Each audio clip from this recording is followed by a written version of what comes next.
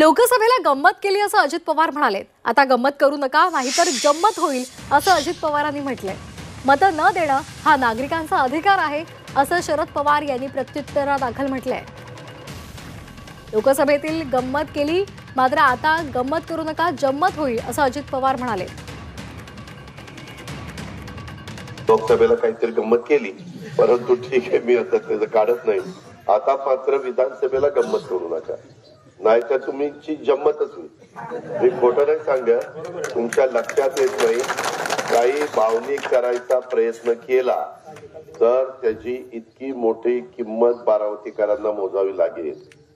परत बारामतीकरांना कुणी वाली राहणार नाही.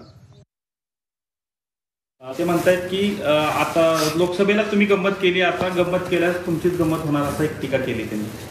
टीका काय केली लोकांनी इलेक्शन गंमत केली म्हणजे काय त्यानं मतं दिली नाही हेच ना मतं दिली नाही. दुसरं काय लोकांचा अधिकार आहे त्याने योग्य असेल ते केलं.